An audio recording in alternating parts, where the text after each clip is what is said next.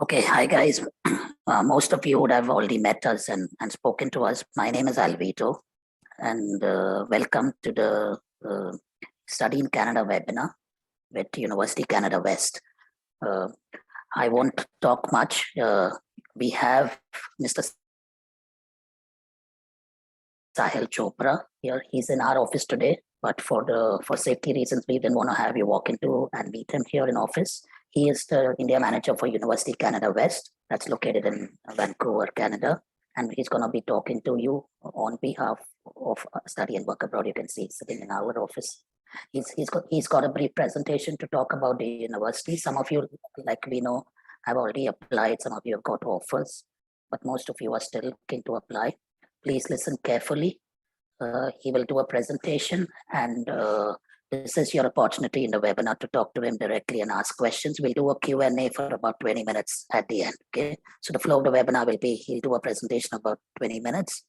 We'll do a Q&A for about 15-20 minutes, and that's how then we will end. Everything beyond that with regard to qualifying criteria, applications, etc., you just need to correct to Julie and Saraswati, whom some of you already connected to earlier. But if you haven't already, I've put our contact details in the chat box, social handles in the chat box. We'll put the phone numbers very soon in the chat box. But the email ID, our office location, our social handles in the chat box, please look up that. Later in the webinar, we'll do that again. You just need to connect to us through those mediums, and then we'll take your applications forward. Yeah.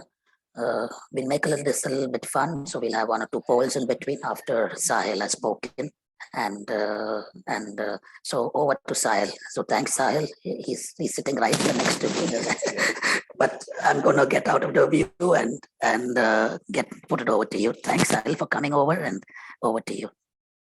Great.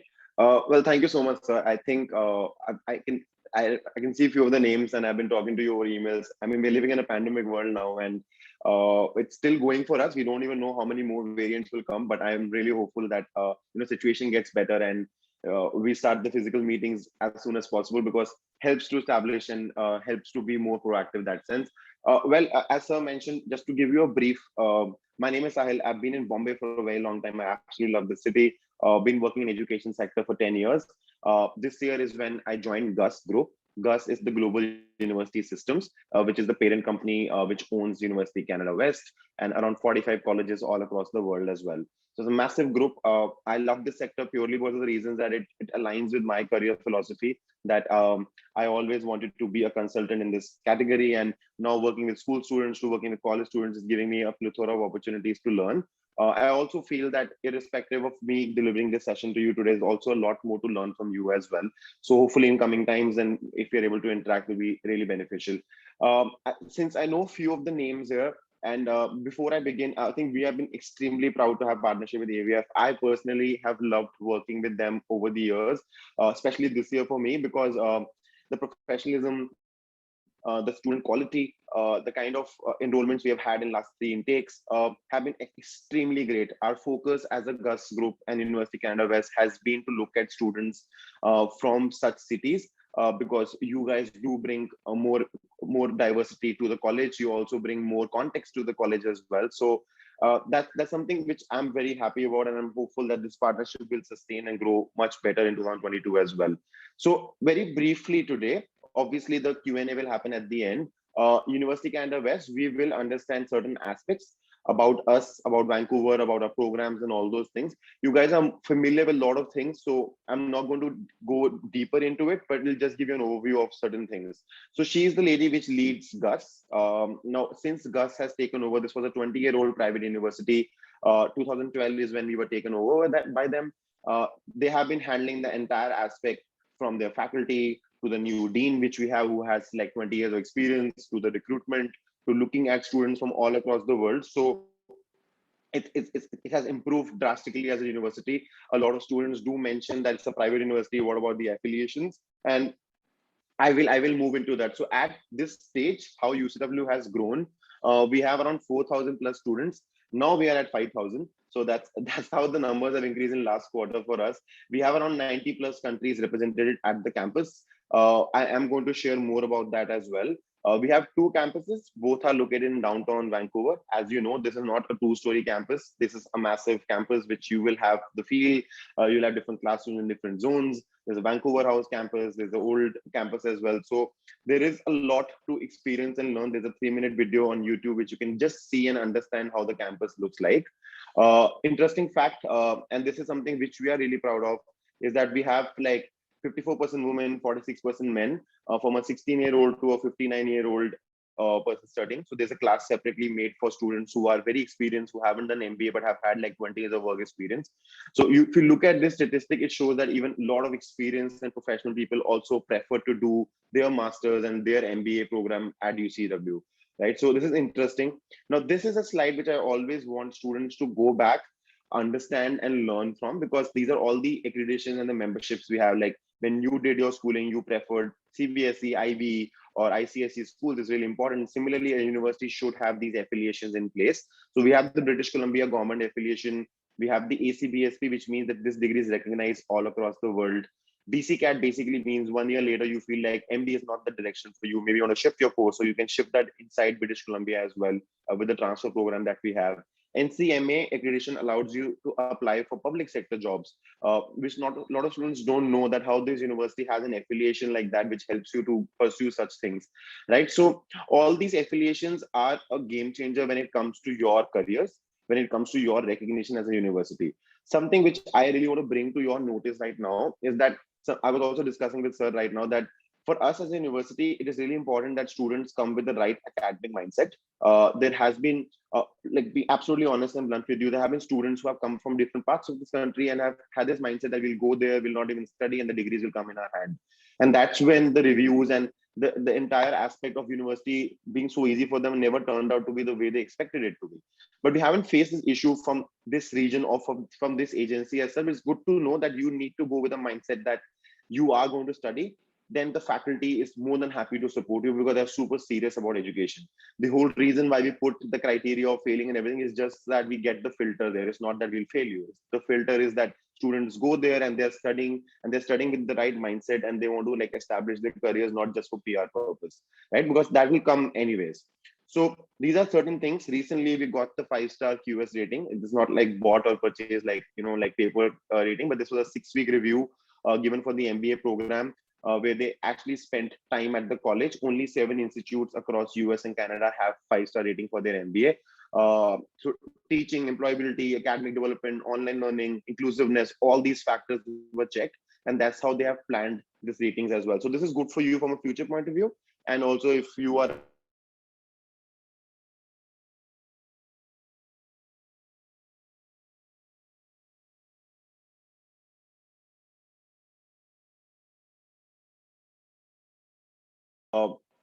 experienced faculty, 100% employability. I want to touch base on that at the end of this presentation, how that works. All programs are 3 years work permit eligible. Because of IRCC, we are also allowing online and physical classes. Students can start online up to 2 terms, even if they don't have their visas. If you get a rejection, still you'll get 100% result, or hopefully like we had a 90% success rate. So we're going to look at more of the positive news coming from that side. Faster completion is something, it is at your discretion. When you start taking the course, you can finish your academics faster. Like a 2-year MBA can be done in 18 months if you don't take term breaks and if you just want to fast forward your education. A lot of scholarships, most of the scholarships need not be applied, comes directly after reviewing your situation. So I'll explain that a little later as well. Student centric, important thing, even though we have 5,000 students, when you reach the campus, you will see that the classroom size is 30 to 32 students maximum. We'll have 10 to 15 countries in a classroom, maximum 6 Indian students, 26 students will be from different countries. So we are making sure that not all Indian students are sitting together, because from a global citizenship point of view, learning from other cultures, learning from other people mindset is really important. And we keep that in control. You'll not feel like you are going to a Punjab college. Don't worry about that. It is going to be in a scenario where you feel like there's a lot of Latin American students, a lot of Chinese students also studying. And then you will feel the diversity in the class. Very tech focused, no ratification. You should interact with the current students who are already studying from AVF at UCW. They'll give you a right feedback on that level as well. And yeah, these are smaller things which are to be noted. 3 big things. We are a DLI institute. There is a 100% refund guarantee, very student-friendly policy of refund in case there's a rejection happens. This is only because we had a very high success rate, and that's why we get such a refund policy. Again, all programs are 3 years work permit eligible. So these are some of like university things. Coming to programs, I know a lot of you are focused completely on MBA, but just to give you an overview, this is made for commerce students dominantly. If you look at our programs, Associate of Arts, Bachelor of Commerce, Bachelor of Arts in Business Communication, this is for undergrad. Graduate is MBA program. And then we have preparatory programs like MBA Foundation and University Access, which is an English proficiency program as well. So these are some of the programs outlined we have. We are going to introduce Masters of Emerging Technology this year as well. So we're going to enter into that space also. But the focus has been completely over the years on this bread and butter program, a program which we believe has been adding value to University Canada West. And the faculty members are super excited about this. Is the MBA program. Absolutely well accredited. Both the accreditations of ACBSP and NCMA belongs to them. Research about these accreditations, please. It will help you understand how it gives you more PR points to better, job prospects and all those things. So it removes a lot of your questions which you read by random like reviews and everything. Now we also used to have only HR, marketing, and leadership as our specializations, but we have increased it to 8 this year. So I'm going to go into that first and then come back to this slide. So these are the 8 specializations that we have. Leadership, HR, entrepreneurship has always remained. Then business analytics is added this year for students who are interested in machine learning, cloud computing, financial management is there. Marketing, digital marketing is there. Non-profit, which is not a big deal in India because we look at from an NGO perspective, but in other countries like Melinda Gates Foundation or Yusuf Foundation, these are foundations which pay you heavy sums of money, and they're financially quite stable, and there's a great job prospects. So even non-profit becomes very interesting when you go to these countries like Canada and US. Consulting will always remain the space, right? Always remember that I compare Vancouver with a city like Bangalore because it's quite metropolitan. It has a lot of diversity. It has very big companies, from warehousing as a big sector to insurance as a big sector. So obviously these electives are not to be decided now. Yes, if you might have interest, great, but spend your first year, like go through all the subjects, see which is most in upcoming sector in Vancouver, British Columbia, and depending on your career, take that call. A lot of students, especially from North, they start thinking very beginning that, okay, this is the specialization they want, and they make their SOPs like that. I don't feel that's the right direction. I think this is very exploratory as a program, and you should spend enough time to understand which makes sense for you the most, right? So again, to add further with the MBA program, we also add the foundation program. This is not done to add 3 months or a certain money to your program. It is done because with the purpose, because this is not an Indian school MBA.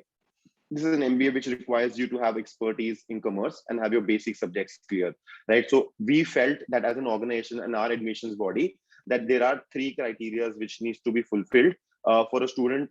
And if they have one of them, that means they have substantial foundational experience to get direct entry into MBA. So first is a BBA or a BCom background with 68% and above. That's important because if you have done 70% education levels of BBA, BCom, that means your fundamentals were good. You understand those subjects. You will not face difficulty in MBA program. Second criteria is 3 years managerial level work experience. This is very subjective, depends how you have designed your CV, what kind of job role you have mentioned. Is it a 2-page thing? And have you mentioned your role from an HR perspective, team leadership perspective? Do you have work endorsements? All those things are factors which we look into. But yeah, if you have like a good 4-5 years experience, well established, well explained, you might get a direct MBA. And third is a GMAT or a GRE score. Now, these 3 criteria, if you fulfill any one of them, you get direct entry into MBA. Otherwise, the foundation program gets added. You'll be shocked to hear this. A lot of students, before they begin their program, they always crave about foundation. But once they go there, they find so much value. We have got students who, my cousin very recently got direct entry into the MBA. When she reached the college, she decided to add foundation because she felt that it's very difficult and I need to have certain fundamentals clear, because all these subjects like business analytics and all are not taught in India in the way we are getting this kind of subject knowledge in Canada as well. So there is always a reasoning behind such things. And as a student, you need to understand the same. There is a small blog by a student on the website as well. We should read about this, how foundation program is worth it, how it really helps you to gain the basic skills, and it also helps you to faster complete your education.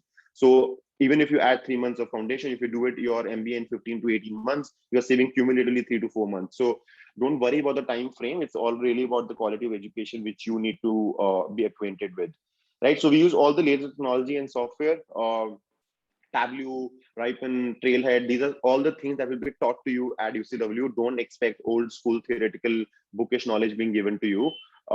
English, as you know, it's been brilliant with you guys as students because you all come with a good background of IELTS scores. So I don't have many issues here. We face that issue up where I come from. But yeah, IELTS academic 6.5 overall, 6 in writing.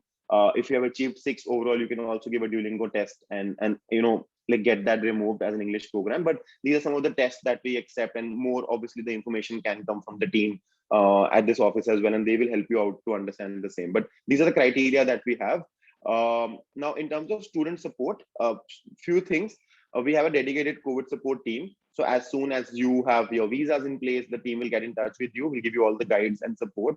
Academic advising team, international student affairs. You will be shocked when you reach the campus. There's one floor of academic advising, RO office, career development center. This is not like one cubicles given just to address students. You have so many things which you want to ask about the careers, about these things, and that's where our university is very supportive and helpful as well. Yeah, we don't have in-house accommodation, but we have partnered with a company called forstay.com. So at housing at UPenn West, if you type on Google, you'll get all the 1 BHK, 2 BHK, 3 options near the campus. No deposit required, and all those facilities are also available. This is downtown, not a suburb campus. So you can network easily, you can connect with other companies easily, you can find your internships and your job opportunities much easier as well. Right. So scholarships, need not worry, all of them get applied automatically. I'm going to very quickly explain that there are only 3 kinds of scholarship which are relevant for Indian students. If you see your scholarship, the letter comes like this. If you got the scholarship, and you only get it after your, if you are at an unconditional offer letter stage, this is scholarship where basically it gets not upfront discount. This comes when you start finishing your term. It's given pro rata basis to you because we are trusting you as a university that you are a studious or an academic bent of student. And hence, once you start finishing your academics and you maintain that repo and attendance and percentage, we start giving you the scholarships. 99% students get the same. They don't face this issue. And if you are continuing with your university, you have a finance account with us where it starts getting credited back to you. So we have academic excellence. This is for students who are above 70% marks. Yes, it might vary as well because our university looks at various grading scales of your university. So don't feel that, okay, I was this percentage, I didn't get it, because we are going to look at a lot of your grading scale mechanisms as well. And hence there will be variations there, right? Because different universities have different grading scale. A Mumbai University will be treated much better than the Punjab University. So that's how it works. Second language scholarship, in case you have not met the requirements for academics, you might get a second language scholarship, which is 7 overall and 6.5 in all bands. That's the other, criteria that you have. Foundation grant, this is only for those students who got the MBA offer letter, got the MBA foundation, but did not get any other scholarship. You can apply for grant. There is no guarantee for it. If we have available slots, we'll give it to you. But this is the only one which has to be applied. The other 2 get evaluated at your application stage itself. Right. So last aspect of this thing, I have created this slide after doing a lot of research. A lot of students ask, what are the job prospects? How easy is to get a job right now? In future, what is the wage rate and all those things? I keep doing these coffee table sessions with the students of University Canada West every month. I'm soon going to invite you all there as well. But if you look at it, there's a huge discrepancy in Vancouver and British Columbia itself. This is from the government website, where they have 84,000 job openings and only 48,000 young people starting work. Main issue right now in British Columbia is the retiring workforce. I want to quickly shift to this slide. If you look at this, 8,61,000 job openings, 60% of the retiring workforce has to be replaced. That's that you don't have to worry about jobs. You have to be very well networked, open to explore it from your term 1. Don't start waiting like an Indian setup ki aakhri mein benches lag jayenge and we'll have placements happening. This is going to be starting your first term. You need to be out there, cannot shut your cameras and sit in online classes, cannot be backbenchers in your classroom. You need to be out there to figure out these kind of things because it's easy to get those jobs. These are all the sectors that are open: healthcare, accommodation, education services. Hence, I was mentioning that how Vancouver and British Columbia is brilliant in that aspect, because you get, the cost of living is high in the city, but that's exactly how Bombay is, right? Like the job prospects are also pretty high. So all these sectors are there. There's something which you can explore. You need not have definite answers for it right now. I keep explaining this to students. This is all to research and see how the industry is shaping up there. The earning potential of a college versus university will always be higher than a college. This is an interesting stats which I was sharing with students recently. The job differences of a diploma and a degree, that's why we only have degrees, is that you get consultants, management, instructor, and professional. That's your job titles. If you do diploma, that's primarily for your purpose of just getting there, and you don't get the most ideal jobs as well. Right. So we do have a career development center. We do all these workshops every year. This career development center helps you for your LinkedIn processing, your CVs, your everything else. But ultimately, it will depend upon you as students. 5 to 6 students in last 2 years also got placed to Apple. Not that I'm saying that we get your placement to Apple, but it's how students were smart enough. Like they were able to figure out that kind of job. Seattle is very close to Vancouver, so they were able to figure this out, and they went through Apple. And Scotia Bank, Nestle, Siemens, these are companies which recruit from us. So that's another great prospect as well for you. As a student, you're allowed to work 20 hours per week. You will have 10 hours of classes in a week, 2 hours per day. Rest is all assignments and work purposes. So that's another very good thing for you. Yeah, we have a next generation hub. If you're interested in innovation, you join the clubs. These are not the old school clubs. These are hubs which help you to get in touch with research organizations, startups, SMEs, and then figure out your innovation if you're looking at starting your thing in Canada as well. So last thing, Vancouver, beautiful, surrounded by hills. Summer weather is also there. You can enjoy skiing and other activities. This is the entire city map. Both the campuses are right in the middle. Just show you photograph. This is the West Pender campus. This is how it looks from inside. These 5 blocks. Just a second. I think somebody is to mute. Mute yourself. It's okay. I think Diana, you need to mute your. Okay, then thank you. So yeah, I mean, this is the other campus, Vancouver House.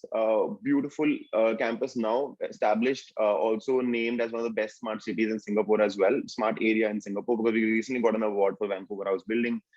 It looks extremely beautiful. You are allowed to travel from one campus to another. Once you visit, you will see your classrooms are happening at different zones and different areas. So this is how it looks from inside. Yeah, and last thing, we organize sessions with the current students of UCW every month. If you apply, then you will get links next month onwards, because December anyways is now next week onwards is going to be an off for the admissions team. But yeah, Jan onwards, you'll get interactions with the students who are currently studying, and they give you a nice viewpoint, because I will always say maybe positive things, but if a student comes and interacts with you, they'll also share every aspect of how they are learning from the university as well. Right, so that's it. You have a extremely nice this portal. Please get used to this. Don't ask your agencies to log in for you. You need to do this. This is your Bible, your emails, your enrollment, your travel support letter, your refund requests, your leaves, everything come here. So as soon as you pay the money, you get the LOA. Your LOA has your login details. Please get used to this. This is your portal to work from. Very student friendly, no tech glitches. And it's super easy to handle, but you need to get used to this. And this, if you miss this, then it will be a problem for you. Right. So yeah, I mean, these were certain things. I hope I covered few details for you. And yes, now we can move forward to your Q&A and whatever questions you have.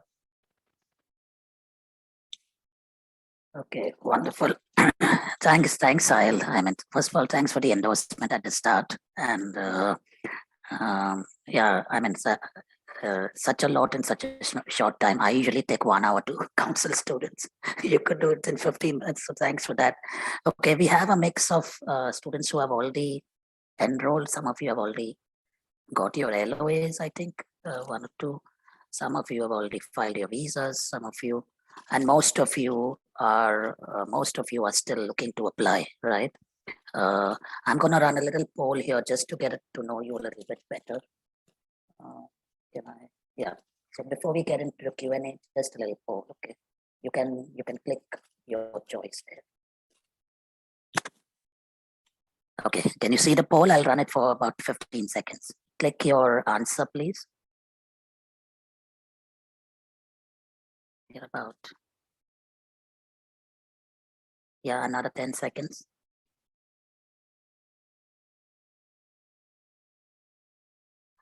Okay. All right. Wonderful. Thank you. I'm going to end it. Okay. So most of you are 2022 spring and fall. The others are really later intakes because the Jan intake is already closed. So we are now processing applications for spring, which is April for UCW, and fall, which is July and October. They have 2 intakes in the fall, which is pre-fall really in July 2022. So if you miss your April deadlines, you will have to apply for July or October. Yeah, some of you already applied for October and in the process of getting your admission sorted. We will jump straight into Q&A. The first one came, what are the application deadlines? I'll leave the Q&A to you. I'll just ask the questions. So yeah, I mean, any application, I think one of us will have to mute first. Yeah. So yeah, any application. So for example, if it's an April intake, we close 6 weeks before. So the idea is that you should apply it by March mid. But see, that is from admissions perspective. Now, as sir mentioned, you have to also check what's the embassy rate going to be and how. And so if you are looking at April intake with the current backlog which is there with the embassies, you should ideally have everything applied by Jan, right? So Jan end, you should be applying for April intake. But the good part about our university, just to answer the question a little elaborately, is that we have April, July, October intake. You don't have to wait for six months, right? You can defer later on as well, or you can start online as well. So all those options are there for you. But to answer your question, 6 weeks before is when we close our admissions team. But ideally, with the scenario that we have, if you're looking at April intake, then you should be getting done with everything in terms of visa by Jan, application process wise. Right, thanks, Sahil. Like he said, to be blunt with you, there is a huge backlog at immigration. So if you filed your visa, if you want to go into the April intake, as most of you are already looking at April, you got to be filing your visas latest by Jan. Don't wait till Feb and March. We may not get the visas unless things really turn around. With this whole new thing, if they put restrictions on offices working, especially in Delhi and Bangalore, where these offices operate, where there will be further backlog. So all your April, if you're looking at April, you got to apply ASAP, as in this week, next week, by the mid of Jan. So you'll have enough time to then get your funds in place, pay your deposits, pay your fees, your GIC, and apply for the visa by end of Jan. Right? July, you would have a little more time, maybe by March or April at the latest. We'll see how it works out, and fall still has some time. I mean, October still has some time. But if you're looking at the spring, that's April 2022, please get in your applications at the earliest. You have to connect to Julie or Saraswati, or even Jency if you've spoken to her already, to get your applications in. Yeah, you're open to have you're open to unmuting yourself, putting your video on, introducing yourself, and asking your question. Please direct your questions directly to Sahil or to me also.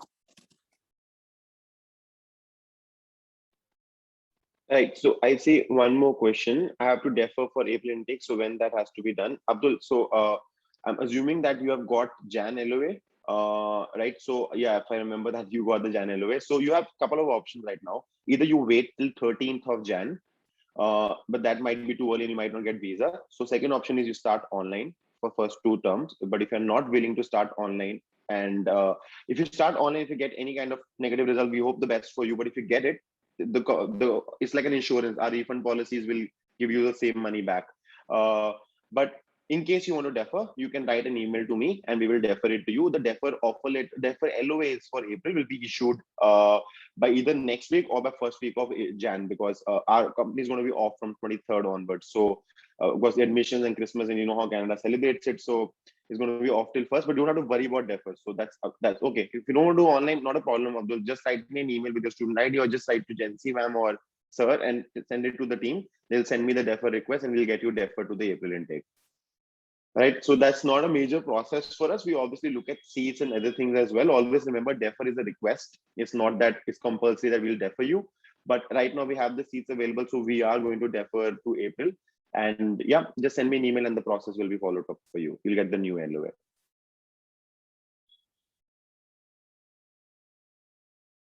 So I have a question, and you did very briefly mention about reviews and being how serious students are on their study. So I tell students that if you're serious about studying and actually getting an MBA degree to get a good job, then go to UCW. Otherwise, don't, because the people who are writing those reviews are really those who thought they could go there like a undergraduate diploma, probably never go to university, never go to college, and get their PSW and end up driving Ubers and working in the back offices of back kitchens of McDonald's. Not that those are the meaning, but I don't mean to offend anybody. However, if you're going there to do an MBA and you've got some work experience or you've got good academics, like most of our students have, we've sent students out of Mumbai from the JP Morgans and the Morgan Stanleys, and these guys have gone there. They've landed up at senior management positions with $80,000, $100,000 salaries, and we want to see more of you going there, right? So you are definitely, if you're in that category of students, like Sahil said, you cannot be waiting, being a backbencher and stuff. I also always tell my students, if you're in the top 50% of your batch, you're definitely going to have good things coming to you, okay? Because you have enough support. So if you can very briefly tell, put a little more thought on that. Ashutosh Jani wants to say something. Ashutosh Jani, you can. Yeah. Okay, after Sahil response, just a minute, Ashutosh. Yeah. Okay, so I totally agree with it. As very simply put, there are two perspectives for me. I'm going to give you a personal perspective first. I think you need to understand that in Canada, especially if you look at the GDP contribution, a lot of contribution do come from Indian students. It's Indian community which has sustained over the years, lived and flourished there. And if you look at them as people, because that they have really taken up jobs, they have taken up roles in cabinets, they have taken up bigger things in life, and they had that direction for them in careers. I've done sessions. Students, why do you want to pursue a particular degree? Police, and you want to join this, and hence you want to do MBA. I'm like, how does that make sense, right? So I've always seen this career misalignment for a lot of students. I always suggest this, that see, if you go, these kind of students, you can't stop them from going to UCW, because if they applied, they got the offer letter, they will go, and they might get visas as well. They got the visa, so they reached there. But once they reached, they realized that the education is so different. It's so difficult for them to work it around it, and hence it became difficult for them. I think for you, it's very important to have the right academic mindset. Second, be outside your comfort zone, because you are going in a country which is not just climatically and country wise different, also education wise very different as well. So start networking, starting your first term, start looking at the brands you want to be part of, start understanding the external scenarios happening because of pandemic, non-pandemic kind of situation in British Columbia. You guys as students need to look at MBA not from theoretical point of view. This is life skills. This is where you shift towards an approach where you're going to go for the right mindset. Have extremely good rapport with your faculty members. They are super supportive to the ones who open their cameras, ask them questions, do assignments with a lot of will and a lot of passion to learn. But if you are a student who's just going to take 2 hours just because the PR points have to be added, a degree needs to be accumulated, you might face difficulty. And that has been the difference. Students who were not bright, but good with faculty, putting an effort, even they managed to get 80-90% at their end. And I'm telling you this because my cousin is telling me all these insights from there. Like, she got through York, but she went to UCW because of me, because I told her the MBA is much better here. You get 3 years work permit and it's much more valued. So all of this will see, a university is only an environment. It's you as a student who build careers and you take your things forward. I don't think that my schooling and education was everything. Yes, they laid the foundation for me, but I had to get outside my zone to learn those things. So just have that kind of a mindset.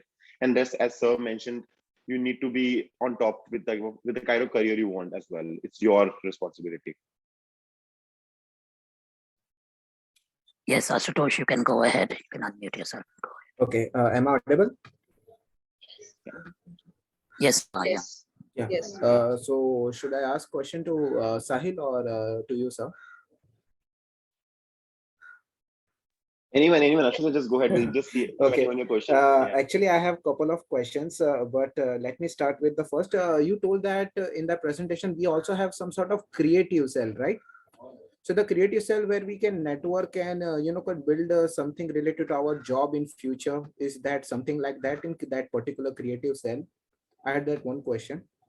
And along with that, in what term the physical classes are going to be start in a university?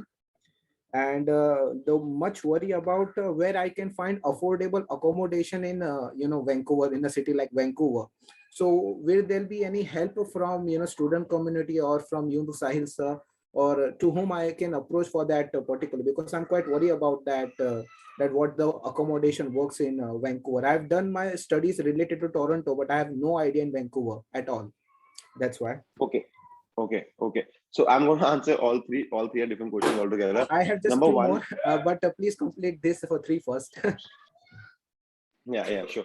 So see, number one, as I mentioned, we have a next generation hub. This is something which you will realize that this is just an example. That we have so many of these clubs and this networking opportunities for you, very different from our university standards. It's where basically from the beginning, a lot of students start taking up roles like campus ambassadors, the next generation hub, these kind of roles. And, if I remember, I mentioned in my previous question that how you need to be proactive as a student. In this university, you're allowed to be proactive internally as well. If you join these clubs, they give you access to all the brands I was showing to you. They give you access to the best of companies. Not only that, a lot of our UCW students also get placed in UCW campus as well. Sorry, in the GUS campus as well. So the GUS recruits itself from UCW. The reason I'm mentioning this, that yes, you will find these opportunities, and hence it will be easier for you in that regard. The second question was about, I forgot. I remember the third was about housing. Yeah, accommodation and the physical classes. The physical Correct. classes one-to-one. Yeah. So physical classes, see, we have already started that. Our classes are running in British Columbia. There is no stopping there. Obviously, if you're not able to reach, then you can begin online. CC has allowed it till August, and we allow first 2 terms. But if you're able to make it to Canada, we have the on-campus option. It's already open since last October fall intake. Jan intake students are currently studying at the campus. We're following all the COVID protocols, regular testing, everything is being done. And there is a website link on the website itself where you can see how it's been functioning. So it depends on your visa. If you're able to travel, the next window for you, you will get the on-campus classes. You can begin your first term online and then shift to on-campus in second term as well. You can't do it in between your terms. So that's second. Number 3, in terms of accommodation, see, you will have to figure this out. As I mentioned, there's no internal systems in place. But what happens is that once you start, like, pay your fees and everything, you become part of a lot of groups, which has a lot of students supporting you for the same. I've also shared a link on the chat box, which can also give you some of the options and some of the understanding across the college as well. So that link also helps. And there's one more thing which helps a lot of students is, since you were asking that you have researched about other cities and not Vancouver. So this is another link. This is about cost of living in Canada, in Vancouver especially. So yeah, these 2 links will definitely help you to get more research. Rest, I mean, like, we as students, when I came to Bombay 4 years back, I had to figure out everything for myself, and this is how it is. So if you don't choose housing which is available with UCW, you will get a lot of support. No one faces an issue. It's just that you soon will be part of a community, a group, a WhatsApp group of students who will have to network and see who they are. And then they'll help you out. It's very supportive as a community. It's like a student house, and they will definitely help you out. Otherwise, we have all the contact and support IDs mentioned on these links, which can help you to figure that out as well. Yes. Thanks a lot, Sahil. And Sahil, I want to ask another thing, that in my final grades overall basis, I have got a 4.3 GPA in my bachelor's, right? So will I be eligible for any scholarship? Yeah, it depends. Have you already applied? I have not applied actually. After this, actually, my consultant told me that please attend this seminar. After that, you may make your decision. But Makes sense. Don't worry. So if you have achieved the criteria which I showed to you, okay. If you're above 70% marks, or if you're above 3.2 out of 4.33 CGPA, you will get a scholarship along with your offer letter. You don't have to worry about this. Okay. And on average, I have also calculated a little bit my due diligence in the CSR point, right? So MBA gives a very nice CSR points, which is definitely undebated about it. But in worst case, if there is any PNP program is also there in British Columbia. I am not the right person for that. So you'll have to come down to the office and consult us, and we'll give you more options. Okay. So I'm not really aware of that. I'm sorry about that. Yeah. Okay. Yeah, Ashutosh, he can't talk about immigration. We can talk about that offline. Okay, that's fine. Still, thank you, Sahil. It was really helpful. Yeah, to put it in, Ashutosh, to put it in a summary, yes, there is PNP obviously in British Columbia. It is about how you qualify for it, but Yes, there is you can do your research on that. Yes. Okay. Thanks, Ashutosh. Those were nice questions. It definitely helped. Thank you so much, sir. You have helped me a lot. Yeah. Even other sports, yes, we do have options. Obviously, in a country like this, sports is not just about cricket and football. So that's something which is fundamentally great. I've been hearing from my friends who have already joined from Chandigarh in that college as well, that there are literally everything happening around British Columbia, from like skiing to like squash to whatever sports interest you have. Obviously, if we are, Mumbaikars and Chandigarhians and like preferring cricket, I don't know all that, but there is a lot of sports culture. There's a lot of sports club. Since there are only 2 hours of classes, a lot of students play together, and the communities are actually built over sports. I personally prefer that sports-based networking is much better than bar-based networking. So definitely, if you are, interested in sports, go ahead with that, and you will not face any kind of an issue. You will rather like it in times of culture we have at UCW for those kind of things. Yeah, Arvind, I suggest you go up north, learn skiing, and then go to Vancouver. Because if you remember, Vancouver about 8 years ago hosted the Winter Olympics. Yeah, there's huge sports, and Vancouver, if you follow the NHL, the National Hockey League, the Canadians obviously dominate the NHL. Yeah, Malav, you've got your hand up.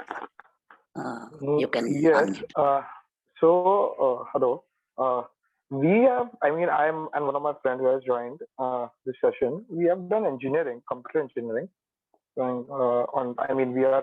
have passed over engineering on 2018. And what my question was, is there any different criteria if we are of the engineering background or anything? Right, thanks. So very simple. Since you have joined, if you finished in 2018, right? And do you have more than 3 to 4 years of work experience? I have 3.5 years of experience. Yeah. Is it managerial and executive level? No, in India, after a bachelor's degree, it's not possible to directly go to managerial level. Not really. I'll come to that point. Firstly, at an engineering level, we do accept MBA applications. We are looking at a criteria where you should score above 55, 58%. So you will get the offer letter. The only reason I asked about the experience was that because the foundation program of 3 months will also be added, because you're not coming from a BBA or a BCom background. And and that's the aspect. Some of the students, especially me, I got this opportunity where I just did my bachelor's, and I was straightly through my networking experience, I got through into a managerial role at a very early age of my life. So it's possible in India. I just want to answer that aspect, but it's also about the opportunities, right? Like it's also about the companies and everything. See, what you need to do is that if you have already met the academic requirements, just make sure that this 3.5 years experience that you mentioned, just show it in a very elaborate manner in your CV, like what all you have done, what your job responsibilities are. Make it a 2-page CV. So there's some chances maybe they will look into your experience and think that okay, this student might have experience, but more or less you will get the foundation program, and that is super beneficial as well. So, but that's how it works: 3 months of foundation, 24 months of MBA. Okay, understood. One more question. For the MBA program, the 2 years MBA program, what is the fee structure? Right. So I think I missed that aspect. I'll just go there. Just a second. I'll just show you the slide. Yeah, here you go. So this is the fee structure. If you have only MBA, it's 36,840 full fees. 18,420 is the fees for first year.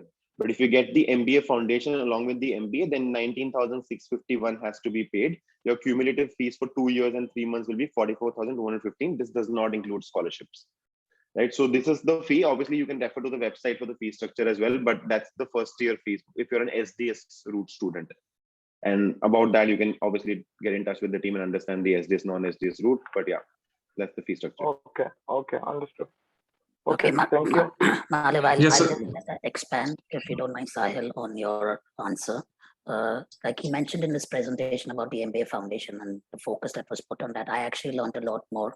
The reason, Malav, why they have the concept of the foundation is for people who are coming from a non-business background, right? Now, engineers, you're obviously not doing advanced accounting and taxation and economics and marketing, right? But that is there in the MBA. You need to know economics, you need to know finance, you need to know accounting to become a manager one day. Even though you will be managing an engineering company, you better know financial accounting, right? That is what the foundation teaches you. So when you go when you go directly into the MBA, you may end up struggling. And I'm telling that to you from my own students who've done that for the last 2 years, but they've had to go back and take extra classes from foundation simply because they couldn't cope up with the accounting and the economics that was taught at the MBA level. So foundation gives you that foundation, mainly for those subjects who are coming from a non-business background. So most of our commerce and BAF and those kind of students get direct MBA based on their academics, obviously, but non-engineer, non-business, non-commerce like engineering and mass media and stuff, they end up getting the foundation. But like he said, and my own students also really enjoy the foundation. And you don't do extra 3 months. They integrate it with the MBA. So you're not like falling back a whole semester. You end up, and your LOA will have a 24-month LOA, right? Okay. Okay. So you're not going into a 27-month program. Do take the foundation, score well on the IELTS, so it kind of offsets the entire foundation fee.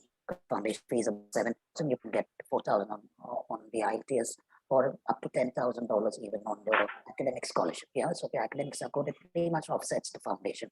So don't be disappointed on the foundation. If you get it, it's going to help you, and you will one day come back and say, "Thank you for letting me do the foundation." Yeah, of course. Okay. If you're already really good on accounting and stuff, and you can prove that in the SOP and the resume, like you said, you've got the managerial experience, and you can prove that, then they're definitely going to look at waiving the foundation. Okay. Yeah. Okay. And one more thing, like I have one of my friend also joined. He has done his bachelor's in engineering, like me, and he has done PGDM in India.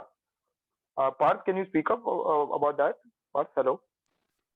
It's okay. It's okay. Yeah. I understood the aspect. See, if someone has already done a PGDM or an MBA or an MCOM, as a university, we don't consider it. So we consider it to be equivalent degrees, and we don't give offer letters on that front. So, I mean, we look at bachelors. You can hide it, obviously, but then I don't know how will the visa process work, but we have to figure that out. So that's something which is important, because if you've already done an MCOM or a PGDM with similar subjects or MBA, then we don't consider for the offer letter. But for your MBA foundation thing, also I've added one more link. We should definitely read that. We'll exactly what Sir mentioned is covered there as well. Sure. Thank you so much. Yeah, Mala, for part, connect to us directly. Just take an appointment with Julie. We'll talk about that. There are ways to do that. We'll figure that out, but we'll do that offline. Yeah. Thank you. Thank you. Yeah, I think somebody else put your hand up. Right. So Pooja, I see a question from your end.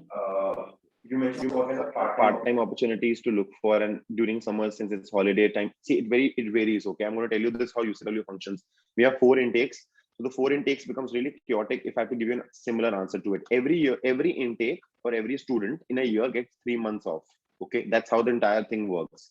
The 3 months are either divided on summer and winter breaks, or in between your term breaks. You have to figure out as per your intakes. You know, October intake might get holidays later, and April might get earlier. So depending on your intake, you will have an opportunity to understand the same. And yes, as I mentioned, there is a career development center, which will help you to connect with all the brands, and you will start getting part-time to internship opportunities to co-op as well. And this is something which we are very open about. Not just open, we rather, our faculty members ask you to join as soon as possible a company, because your academics then become more easier to understand and implement in real time as well. So we are not a university which is not looking at students joining for internships. We are not only supporting you, we also want you to do it parallel with your MBA, because that becomes really good to learn in the process. But yeah, you have to see as per your timings and what kind of things. 20 hours per week is allowed. You can work during weekends. So all that has to be figured out. We don't have a definite answer for the same. Okay, thanks, Sahil. Sahil, can I ask? Yeah, sure, go ahead. Yeah, is that particular internship counts in our that 20-hour bracket? No, nothing like this. See, the thing is, at the end of the day, every organization has to instill some rules, right? And this is a work permit, it's a visa rule as well. So the thing is, you are allowed to work 20 hours per week, but you can work full time during weekends. You can work during your term breaks. But again, you have to figure it. You can work more than that as well. But make sure that you don't compromise on education. 2 hours classes should be easy to manage, and hence you should be able to manage that. And the rest time you can give as per your like your maneuverability and your multitasking skills as well.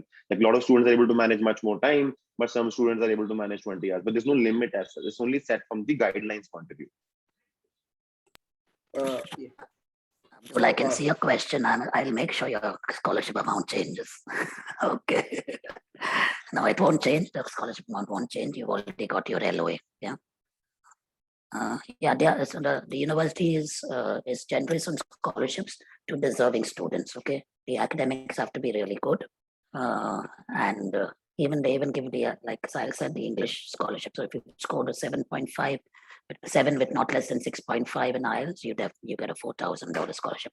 So so that's like almost 3 lakh rupees.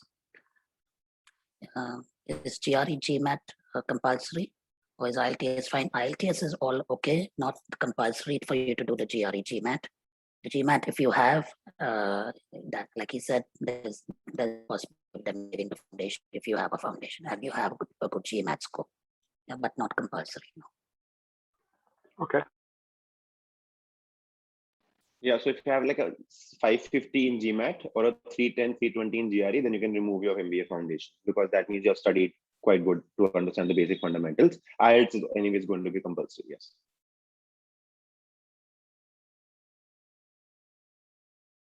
Okay, do we have any other questions? Anybody? I'm putting the phone numbers and our contact details again in the chat box. Okay, I think that's pretty much it. Sahil, you wanna have it before we end? Yeah, I mean, very simply put, guys, see, you're going to decide universities. I have never adopted a style where I push for any university. It's your career decisions. It's something which you need to take a call on. I think you as students, especially coming from this area, have been very academically minded, have been sorted in terms of understanding what your career progression needs to be. So always have this. Please understand that you are going to get outside your comfort zone. You are going to get outside a zone where the education will be different. So please be very open to networking. Please be global citizens. Interact with students who are not from India. Build communities with them, because understanding from other perspectives is very beautiful as a phenomenon. Helps you much more progress faster in the country as well. And that's, the consultation keeps coming in, but you are going to design your careers. So make sure that you are working on that field. That's the only message which I have. Don't have preconceived notions that this is how systems work and all those things. You can change things around. And degree is only a fundamental step to what you want to do. It's not the foundation which will depend on major things. So take a jump, take a leap, but always be very progressive in your attitude and when you go to Canada as well. So best of luck with all processes. I hope today's session helped, and we will be available in case you cert teams will be there, and even I will be available throughout the process if you need more support from us and more queries if you have as well. So don't worry about that.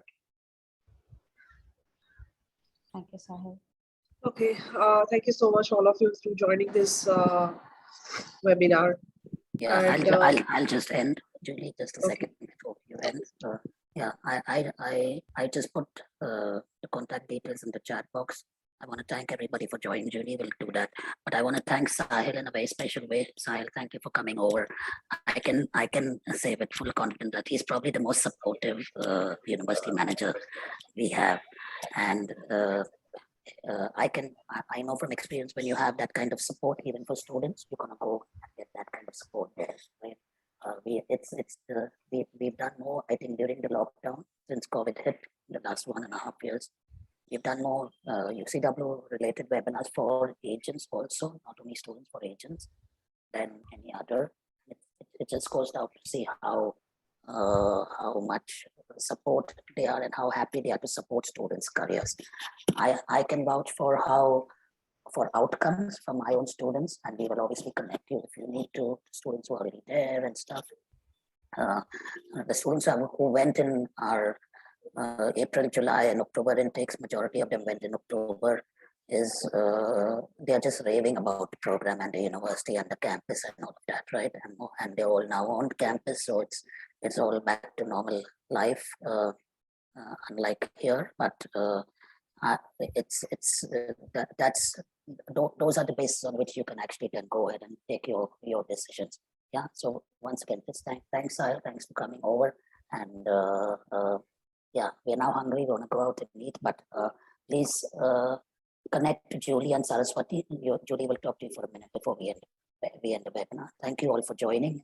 And like I said during the poll, when you were, if you're looking at the spring intake for April, you have to apply ASAP, get your SOPs in place, get your documents in place, and connect to us, right? Thank you all for joining. Over to you, Julie. Okay, thank you so much, all of you, to joining this webinar and who wants to take the personal counseling. You can contact me. We will conduct a Zoom call and I'll connect you with the Alvito sir, and you can have a personal counseling session. Okay. Thank you so much.